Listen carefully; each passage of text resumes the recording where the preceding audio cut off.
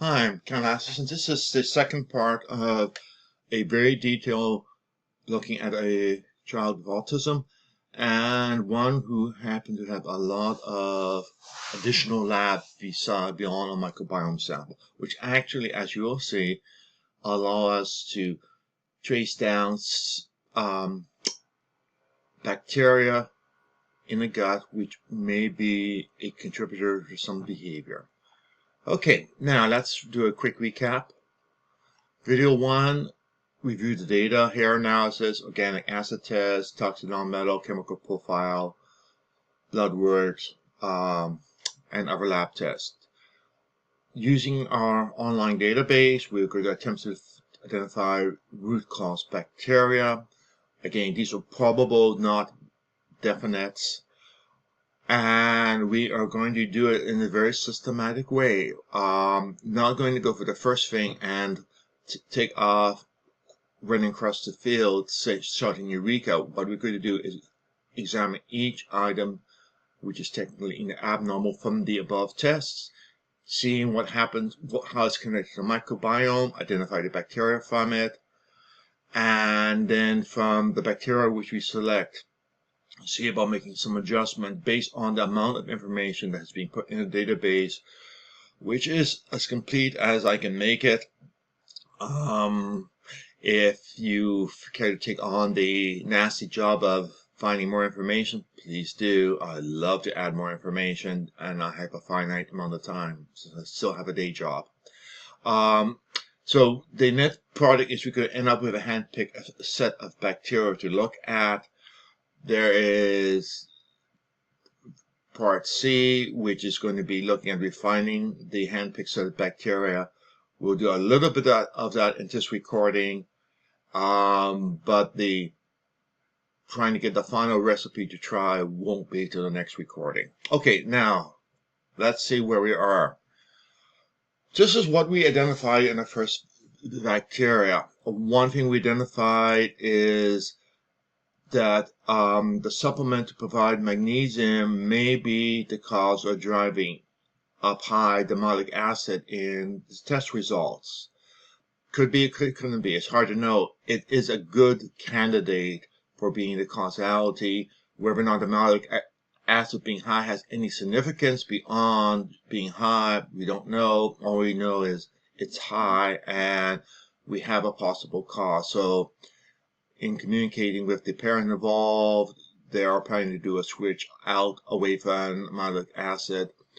The logical, malic acid was a logical choice. Once we got a lab result, we discovered it may not necessarily be the right choice.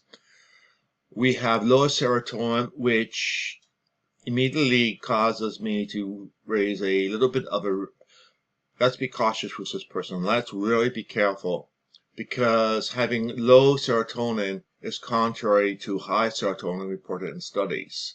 It means that that we're not exactly following the typical autism pattern. It gives us something to be aware of, to walk carefully through the data. And what we're going to do is we're going to investigate a few items. And on the right is a list of all the items from the labs with the names given in the lab and whether it was high or low. As you can see, we have a good long list to go through. Okay, before we get into that, I want to do a little quick lesson on chemistry. I actually taught chemistry at college for a couple of terms, but this is short, probably not technically correct, but probably for many of you sufficiently correct. A variety of endings of the name of something means often a minor change of chemical. I'll give you a couple examples. Lactic acid and lactate are almost the same chemical. Let's take a look at malic acid and magnesium malate. You notice that the formulas are almost the same except for H6 went to H4 and Mg gets added. Mg and H2 produce the similar type of chemical binding, so it's a replacement of two hydrogen hydrogen atoms for one magnesium atom. Similar with citric and magnesium citrate, it's the same reduction of 2 hydrogen atoms being replaced by 1 magnesium atom. So they often are very similar. In theory, what happens is that the magnesium in the body will get removed, and what you now end up is with citrate or with malic acid. So that is a quick lesson for some of the naming. However, we do have a bit of an interesting challenge when we come over to things with 1 or 2 or 3 or -n in front of it, is that it generally means a structural change, which often is chemically different. The 2 atoms below will show the change, and the change is basically where there was once a nitrogen, which is here, the N ion all by its lonesome.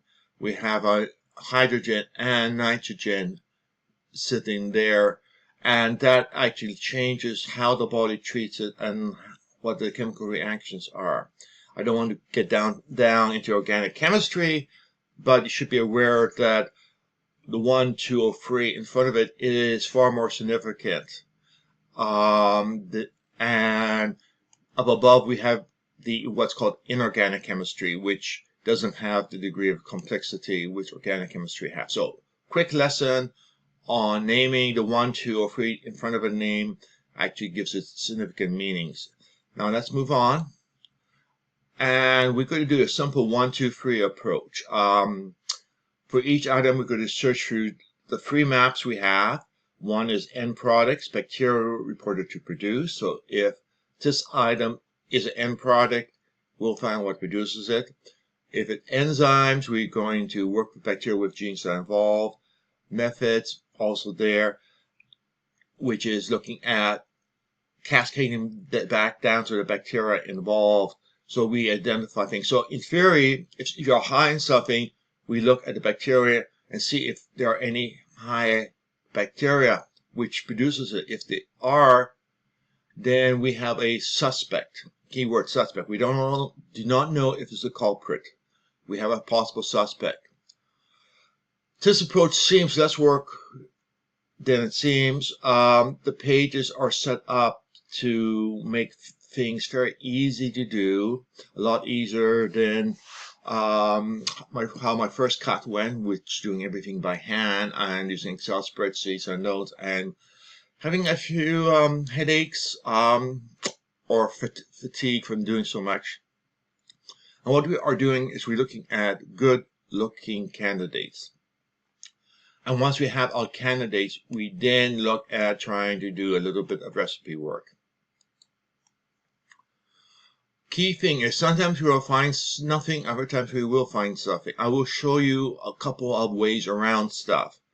If we don't find something, there's a couple of little tricks which you may be able to get a little bit more information, tease. Again, ideally everything would be in the database, etc. But sometimes this is limited to how many hours a day I can spend doing it in, unless somebody gives me a wonderful massive grant to be able to go at it full time.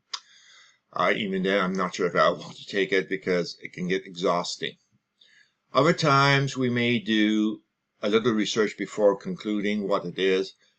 Happy times is when things are very clear and we have one bacteria or 1 or 2 which are very high and which are the cause for something being high. Things being low is more troublesome, and the reason is we often have perhaps 1,500 different bacteria that could be doing it. We don't want to go and say we want to raise just bacteria, which is a bacteria which we don't have current, because we don't know how, apart from certain probiotics, how to magically get that into the system, which means you are stuck having to work with what you currently have in the system and encourage the bacteria that produces whatever you are low in to be more populous. But at the same time, be careful not to have them go to extreme, because then we risk having additional adverse reactions. So it is a bit of a juggling act between everything. And I'm going to try by example to show you how personally I would juggle it. Your MD or medical professional may want to do a different juggling. That's fine. What I'm trying to do is being as open to the process as I can, so that you, or if your MD is viewing this, can come and come to their own conclusions, and hopefully have it being logical and rational. So if you are low in bacteria and the percentile of the bacteria happens to be low, that is, most people have a low amount, you happen to have a low amount compared to most people, then it becomes a very good candidate to start raising things. One thing you may want to do is track your research. Here's a list spelling high and low, and then I have a cell for me to write notes into. It is what I originally did. I ended up revising it, as we'll show, to do it in a slightly different way, but the process of logging it can be helpful regardless, because it will get you having a better map of what's happening. And our goal is generally to pick only one bacteria per cell, but if we have some strong candidates, then we may end up going with more. You may find that some of the bacteria keep showing up on different cells, which means that, well, just one particular type of bacteria accounts for a lot of the shifts, which means that it becomes more and more important one to perhaps consider moderating. And key thing, there's no such thing as a good bacteria or a bad bacteria. The abundance or the absence compared to what is, quote, normal is a problem. So it's not a good Negro or a bad Negros. Negros aren't bad. You have some which are Latinos or Irish. You have Irish mobsters and you have Irish priests. Irish by themselves are not bad. It's the dialect or the situation or the environment they are in often will determine how they turn out. And so keep in mind, there's no such thing as a good or bad bacteria. It is, I almost would say, it's a racist attitude towards the microbiome. Okay, so let's flip over and look at how we're going to go about it. So we are now on the microbiome prescription side, and I'll show you a little peek of where we are going. And on that side, you may or may not see hand-picked bacteria. Chances are it will not appear, because what we have is these are stuff which I've already picked some. If I click here and view, I have some bacteria which I've already picked. But what I'm first going to do is going to go and delete it. And now all the bacteria which were picked are gone. The drop down is gone, which is absolutely fine. Now what I'm going to do is I'm going to just copy this URL 3 times or 2 times. And the reason I'm going to copy it is I want to go and select specific things. Everything we need is here on the cake there. So one of these I'm going to bring up the modular, and we'll see that we have everything listed there. We have some check boxes which I'll explain in a moment. We have your percentile, and we have bacteria underneath it, and that means that when you click that, you will find which bacteria are connected with it. Makes life much easier. Your count, bacteria percentile of people, how many people have this bacteria being reported in their samples, and the number of bacteria is the number of bacteria that are known to produce it. However, most of the time those bacteria are not being counted in samples. So that's one. Now we're going to go over, and the next one over, we are going to go over to the cake enzyme, which is a slow page. And it's a big page too, so I'm going to hop over there and do that. So now the page is rendered. I'll go back and to the last one. I'll go over here, and I actually have done it while I was waiting for that previous page. and we select end product summary, and we have the results shown below. So now we have 3 pages up. All of them have just percentile with bacteria list on it, which means you know exactly where to go. Also, on every page we have search, and we have the ability to sort by column, which means your ability to find information is much, much better. So for the very first thing I'm going to do is I'm going to take one of the items on the list. This is one which I picked first because it makes life easy to illustrate. And what we could do is we could just type that in there. And what we find is we find nothing. I take back a few letters. And the reason I take back a few letters is in case we have this malate issue coming in. And I take it back far enough. And when something does pop up, we do have a match here, but it's not the right chemical. It's a different chemical. In other words, nothing in the end products was a match. Have a nice day. Let's move on. Here we do the same thing. And we try back tracing again, same thing. Nothing. And the last one. Eureka! We found it. And the result of the clinical labs was that we were high in it. And we have 3 aspects in it, one of which is reported to be low, but 2 of them are on the higher side, and 2 of them being in the higher side, working in combination could be the cause of it. The flip side of it is that often something is high if the consumers of it are defective, which ends up with another level of complexity to the whole process. That gets more complicated to work with. So for the moment, let us just work with the high ones. So I'm going to click here, open a new tab for each of these. And then we're going to take a look at what comes up. We have a whole bunch of things. Now what we want to do is we want to sort by percentile. And we want it, because we are high, to be in descending order. And now we have a few of these with check boxes. Ones which are very high, above 70, or I think it's 80 percentile, or low, below 20th percentile, have checkbox appearing, which allows you to custom pick them, so that you can now just put a checkbox and add them to your hand-picked bacteria list. And I take a look at them, and I see that 2 of the very high ones, we not only have it high, but we have a high count. And since this computation is done by the count, the high percentile with high count becomes the real targets. The other ones are there. You are high in terms of percentile, but the contribution they will make to the total count is relatively small. So now if I scroll down to the bottom right here, I'll click those 2, and we end up clicking that.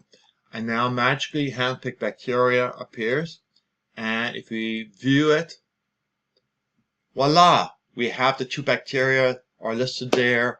You don't have any more work to do. You have picked it. It's now in the list. And we're going to keep building up the list to find all the candidates. And then we're going to start playing with the candidates list. In other words, this is our short list of called criminals to invest. Let's go over to the other one. And again, we do the same process. And we want a descending order. And we have again 2 candidates. So I'll click both of those. And everybody else is small. And I click that. We go back and view it. What? The same ones? Wait a minute. Those are the ones that the other one already had identified. So in other words, we have 2 pieces, 2 traces of evidence pointing back to the same candidate for our people responsible list, which is a good thing. So that's one there. Let's go on and let's do another one. I'm going to basically go back over here. I'm actually going to be kind to everybody and close the tabs to the right, because the tabs will just keep getting bigger and bigger and bigger. And I'm going to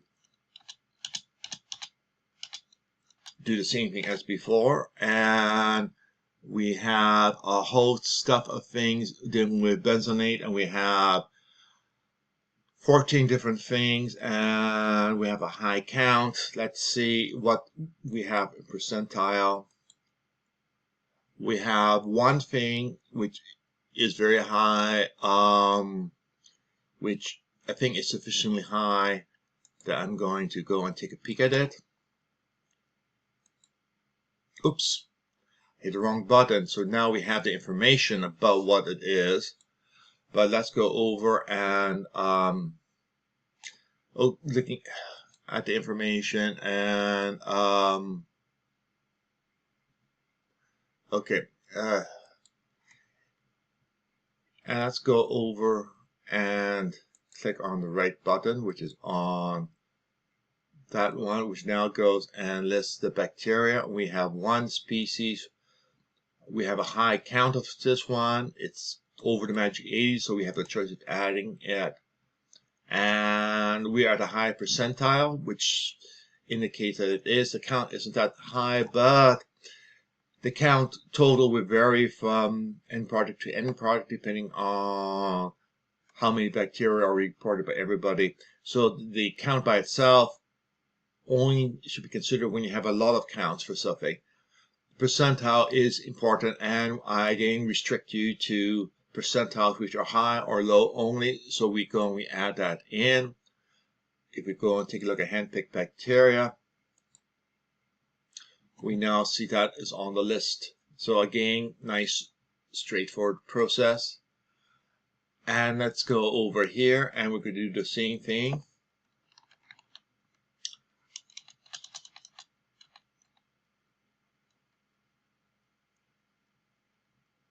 And here we have keyword is degradation,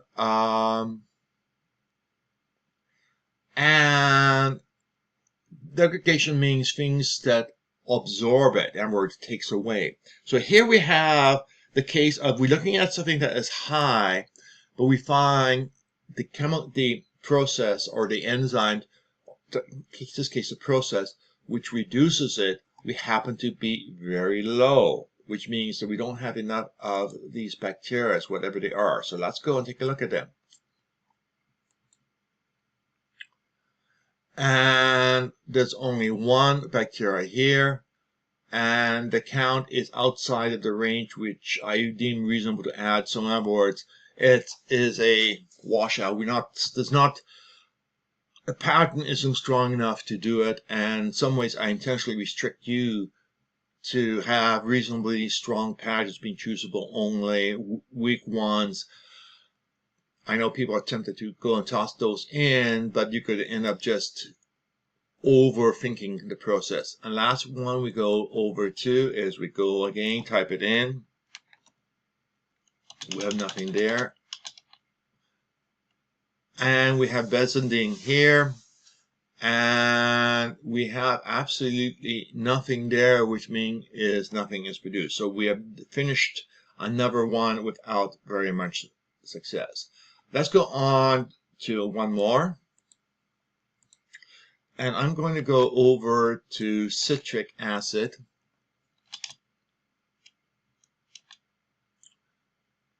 And we find for end products there's nothing there.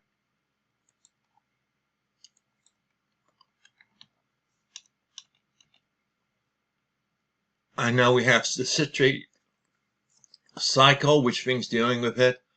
And lo and behold, citrate numbers are high. And look at that percentile. We need the top of the scale for 3 areas. So that's feeling good. We have high values. These items are very high values, so time to investigate. So we open a new tab, and we do that for each one. I think it's already preset to open it for a new tab. And we are over here. We go and again, we sort by percentile thing. And we have ones here, and we have one which is really sky high. And then we have some which are there, but this is, what is it, 20% of that one. So the result is I'm only going to pick the one that really sticks out. The other ones I could, in fact, this one I recognize as already being selected. So we are basically keeping to the high ones only. We'll click here, takes us back. I'm going to close that window or that tab. Here's the next one over. Double start it again. And what we have is hey, we have the same one. Cough, cough, cough. Not great surprise, but we also have somebody else shows up here. And guess what? I recognize that name already. So we are hitting the same bacteria, although we are looking at different enzymes or other processes to it. So again, we'll just go and click, and we just double check. Those are the highest numbers. Everything else is much lower.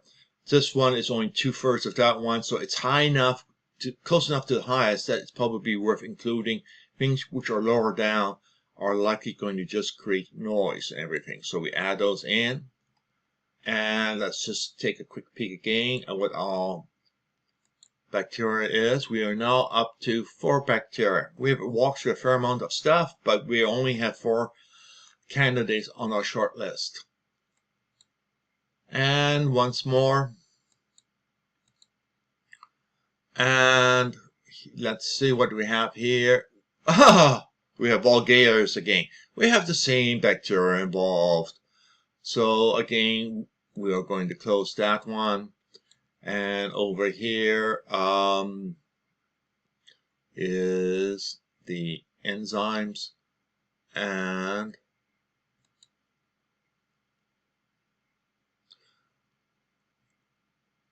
we are there, and now we're going to clean house a bit, and we're going to go back and clean up the other ones so that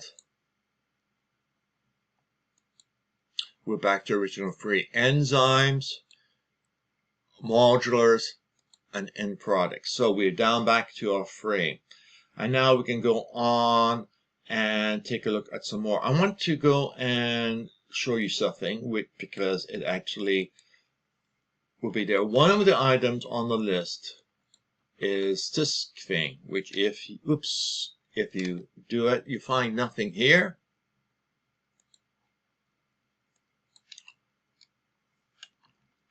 You find nothing there. And you find nothing there. Not quite. What we're going to do is we're going to let Google do some work for us. We'll open up a new tab, and what we're going to do is we're going to type the name, but before the name we're going to put in the word site, cake.jp, which is the Kyoto Encyclopedia, and we're going to hit enter, and we find things are listed there, and what we do find is a variety of things. We have 2 items of interest. The first item here goes over, and what it does do, one second, is we actually get very lucky. We have here enzymes. Enzymes is one of the things we work with. So it is involved with just enzymes. So we click here, we find that we now have definition of enzyme, and the enzyme which we want to look for is listed there. So we take that, copy it across over, go over to our enzymes and see if we have anything, and we unfortunately in this case, let me simplify there and get rid of that, and nope, absolutely nothing. So it was a wipeout. It involved an enzyme. The enzyme and the bacteria associated with enzyme, we have no matching with those in terms of the lab results and the bacteria known. Lab results either you may not have any of the bacteria involved, or you have the bacteria involved, but the lab doesn't report on those. So it ends up being somewhere in the whole process, there's a gap of links between information, so we end up with nothing. Not ideal, but it's dealing with the reality of working in an area where we have fragmentary knowledge. We don't have all the information we need. We have just a bunch of receipts found in a pocket, and we have no idea of what the person's yearly budget is like. It's that type of scenario. It's just we have fragments to work from. Okay, let's go back and take a look at one more. So we will go and take a look at, so we go and we take another one on the list, and we go and we do a Google search again across this specific site, because this site is where we get the modulars and the enzymes names from. So we are using their names, and they have a sweet online database. And notice the name here is a precise match, which is what you really want. And some of the other stuff, you can see it has an overlap, Google's fuzzy search. But this is the one we want, so we click that. And what do we end up having? We have that. And what we have now is enzyme is listed here. So we click the enzyme. Here's the name.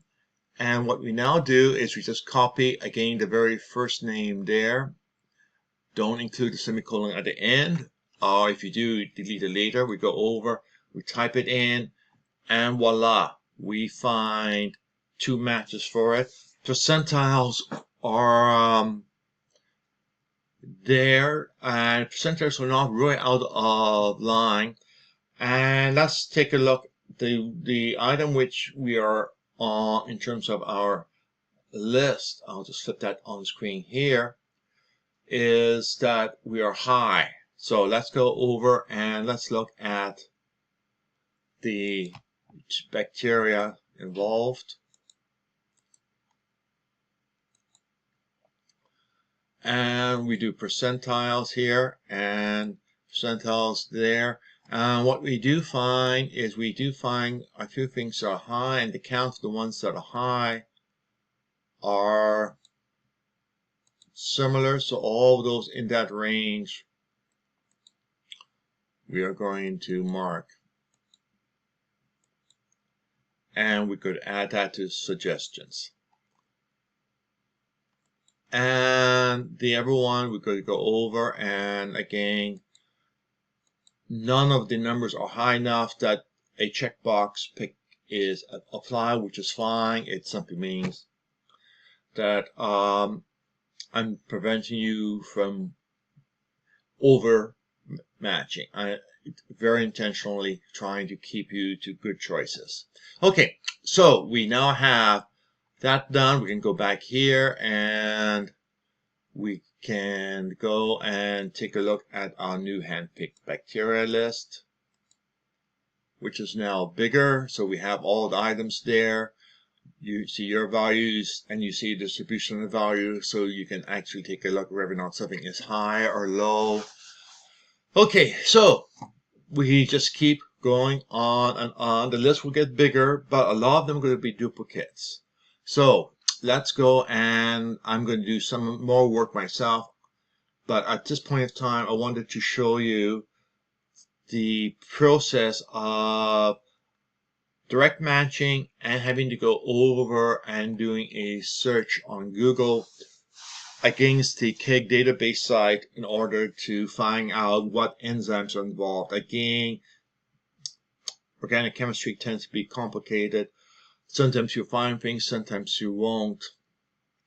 And the key thing is, all the times the outliers are what determines whether or not we should or shouldn't. And the main thing is, do we take the high ones or the low ones?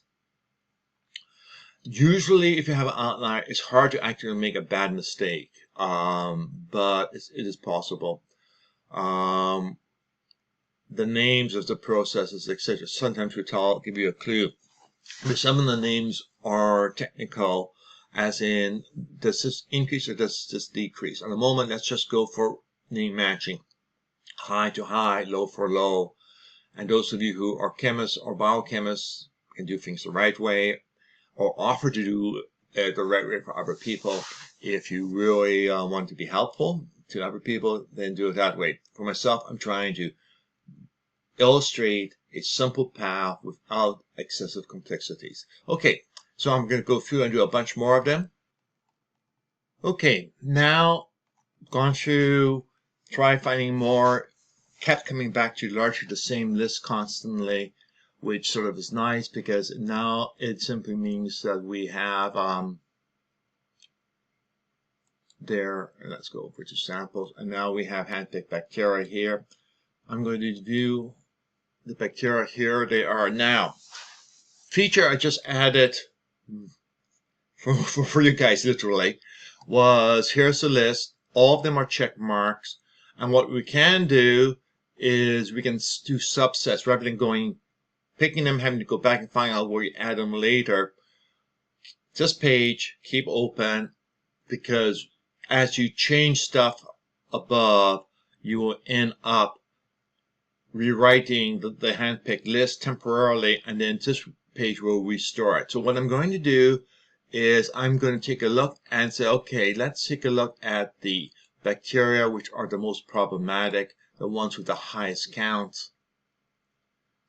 And I'm going to just say, okay, I'm just going to reduce it to those two. I'm going to do a very, very focused for the biggest culprits out there. And I'm going to click this little button, which takes me directly over to suggestion list. And the suggestion list is there, has a default set of values to it. And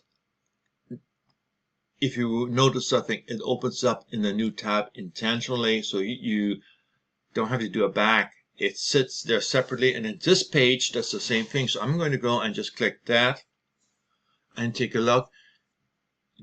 Feature which is added is it spells out the bacteria and if it's too high or too low, and then makes the suggestions down below. Probability estimate is a weighting of it, and that's based because the data we're working from is what I term fuzzy. We have studies saying it helps something, doesn't help something, helps one of them, doesn't help the other one. Or some cases we have 3 studies saying things go in one direction, 2 studies saying goes in the other direction. Which one do you believe, or what do you do? And I end up having a magical formula which attempts to calculate all those factors out. So we have here the items that should be increased. Caffeine is probably not a strong recommendation for a 3-year-old, unless of course you're Scandinavian, in which case it's expected. And we have a whole bunch of things. For example, we have a particular bacteria which is suggested, probiotics which is suggested, and actually that is obviously almost appropriate. Bifidobacteria infantis is one which is commonly found in infants. So for a 3-year-old, as a recommendation, it's sort of say, oh, hey, that actually makes sense. NAC, melatonin supplements, some more probiotics are suggested, items to stop or decrease, and they are down below. Some of them may be rough, saying no more hot chocolate for the kid, etc. Again, all of these are keyword suggestions. These are things which have an odds of helping or not helping. It may not apply to you. The information is based on studies on a different population that may not match with you precisely. Okay, so we have down below all the probiotic mixes. Ones which have a high number usually indicates it has a combination of the probiotics that you should do with none of the ones you should avoid. You have mixed impact, which are ones which has growth rate. Negative impacts are probiotics which are likely going to increase the high numbers of bacteria, and we're moving in the wrong direction. No known impact is a long list. Then we have favorite on fruits, barley, walnuts, and flax seeds. Sounds like a good porridge mixture for every morning. And then we have types of flavonoids, and if you click on one of the flavonoids, it will take you across. In that case, there's nothing found. That's like glutamine, I'm pretty sure. And we'll go and list what foods it comes in, and it's listed from highest numbers down to lowest numbers. For example, celery seed and fresh thyme and parsley. Almost sounds like the beginning of a song. Thymes, parsley, and celery seed. Not quite, but it will give you information that way. So we have there and usual disclaimers on stuff. But so that is done from having those two picked alone. We can go back and say, okay, what do I want to also include in my search? Perhaps you want to include not classified, food additives,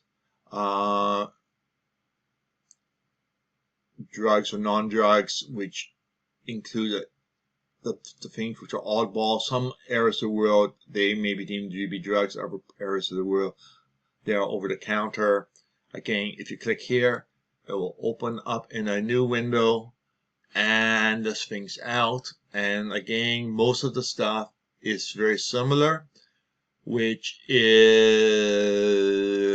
most of the stuff are items to stop the human milk, Holocaust, etc. Means if you're breastfeeding, stop breastfeeding. I hate to say it.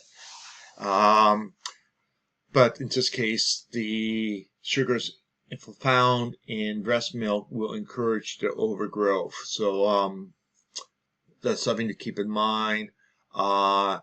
Definitely cut out the red wine, please. Please, at 3 years old, you don't. Soya is one thing which is top of the list. Inulin is another item there.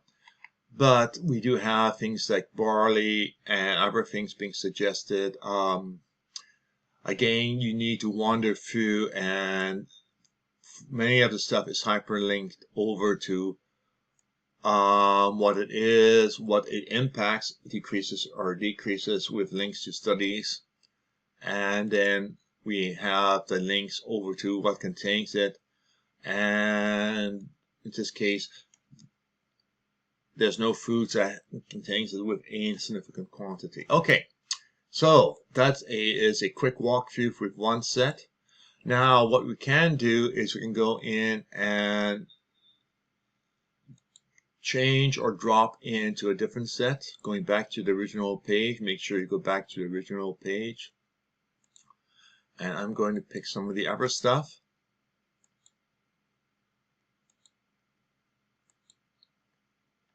And we are going to see the bacteria that you pick determines the suggestion. Sometimes the suggestion will be similar, sometimes it'll be very different, sometimes it'll be contradictory. So here again we walk with the standard thing. Notice we have up at the top the listing of what it is, and then we have down below what it is. Guess what? I see caffeine showing up again. I see aspirin showing up again, etc. We pick totally different bacteria, but we have some of the same stuff showing up. And stopping resistant start, that was also showing up with the other two. High red meat, reduce that. Again, that showed up on the other list. What we will find is that often the lists will overlap, because what feeds one group also feeds the other group, and we have convergence. Sometimes we have divergence on some items, disagreement. Again, down here we have all of the probiotics, yes, no. Barley shows up again. We don't have the walnuts, we don't have the flaxseed for this particular combination, but we do have barley showing up again. And Lutulin is again suggesting down below. So if you print off the page, which you may want to, you will find at the top of the page a list of the bacteria, which is based on and the nature of the shift. Something too high or something too low. So That's basically should give you a beginning of the recipe. Okay, now at this quick point of time, I'm going to flip back and take a look at something in particularly. We want to go over to the enzymes, and what we're going to do is we had some items that were low. One of the items which were low, while I was looking for it, I noticed probiotic for low. I need to explain exactly what's happening. This is this case a process which involves bacteria. The process is low. We have the lab reporting, we have low levels of tyrosine. And what we do is we look at what bacteria produces it. Some of those bacteria are available as probiotics. If it is, then we try to identify which probiotic produces the enzymes or the chemicals involved. So we go and we click that, and we go and click that, and we'll go over compute it, and it will give you a list of probiotics which produces that particular item. In other words, what we're doing is we're not supplementing with a vitamin or a mineral. We are supplementing with an enzyme which is produced by a specific probiotic. So it ends up being equivalent of direct supplementation. Actually, it doesn't matter if the bacteria is living or not, because usually they're not in residence long enough to make much of a difference for most of them. The Enterococcuses sometimes will take up residence, so those can be a good one to go for if you're dealing with a live one. So, but basically that shows you a different list of probiotics which are based purely on the enzymes being produced, which you appear to have a low amount of. Again, this is all a theoretical calculation. It has not been confirmed with clinical studies. If you are somebody wanting to do AMD or a researcher wanting to do a clinical studies, it may be something worthwhile considering or proposing to people who would fund you. Okay, so that gives you an example of how a particular item which you are low in, you can raise by the use of probiotics. Again, the key thing is it will not be available for all, because whatever is being, the enzymes being produced or the molecular process being involved may not have a bacteria which is available as a probiotic available. Okay, to do a recap, log in. Underneath end products keg, there are 3 items, 1, 2, 3, which you want to have open at the same time, and you will need to copy this across to each one and then do the select one in each one. When you go in there, you will find yourself picking up a hand-picked bacteria list. You may want to clear it first, which is delete all of them first. I'm not going to do that. That would then give you a list of everything that's selected. In this case, we find we only have 7 bacteria which are of significant concern based on the lab results, which give us information. What we could also do is see if there's anything more to be added by going over and looking at enzymes outlines. In other words, these are enzymes things determined just from the microbiome itself. And if I have one thing which is rare, we can take a look at it,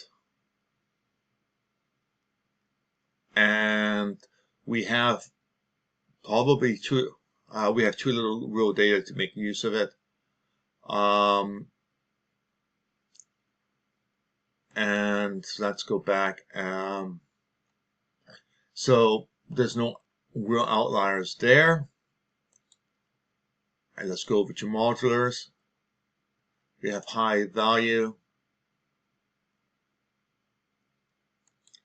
If you click the high value, you will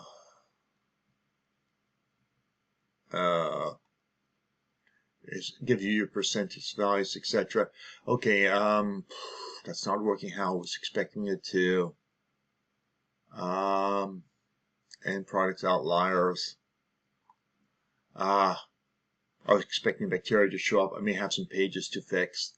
And what we have is here's percentiles, and here is the bacteria producers, and all these are high value. So let's suppose we want to go in and say, okay, here's one which I understand what the bacteria does, or what the end product does.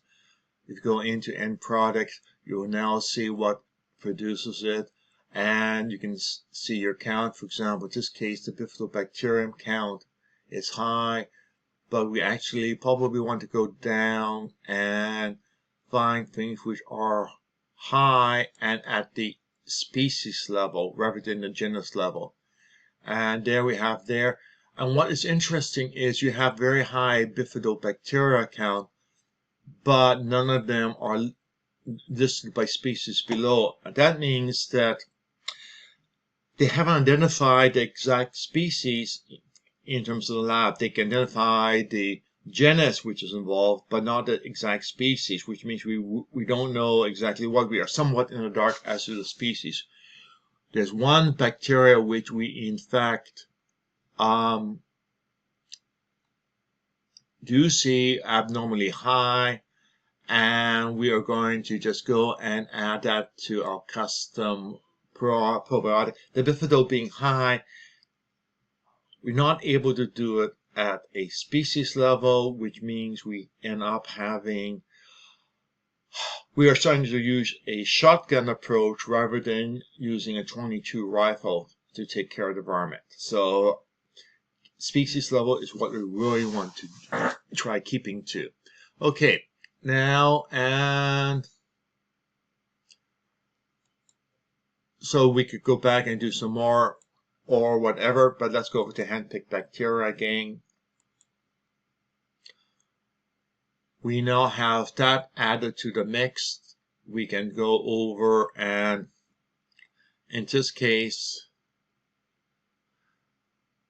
we do need to remember to restore the original set from before, which I did. When you go off exploring, make sure you come. No, I did not return the original set. I'm missing the couple of them. So I made a mistake. Please don't you make the same mistake. And let's see if I indeed kept the original set floating around. No, I didn't.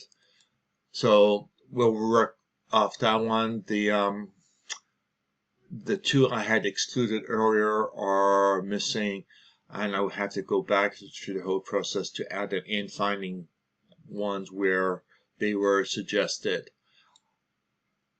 And we go over here, get our suggestion, and here we have a few changes. Beta glucan I recognize as being something found in barley. Licorice shows up, which is interesting. And then down below we have again more things. Slippery elm again, and avoid. No impact. Indeed, as I suspected, barley is in the favor of Northern fruits, a much shorter list. So it is a iterative process. So what we have now is we have gone to build a list of candidates bacteria. I blew it. I forgot to restore it before I went off and did something else. Remember to go back and restore that original page, which was left open intentionally. I went and did a dumping. I closed it, which meant I lost some of the data and will have to reconstruct the missing data. We have a way of finding, alternative way of finding probiotics that could be used. We find some by this process, but we can also find some working off the genes. If you're just interested in probiotics, you just go back to the page and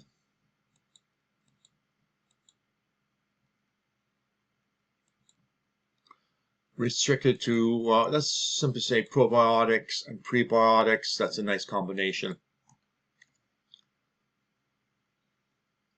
And we have the list up above. We have the items to increase. And in this case, we find that there are no probiotics for that particular combination that have a positive impact. And almost everything ends up being a no impact or negative impact. And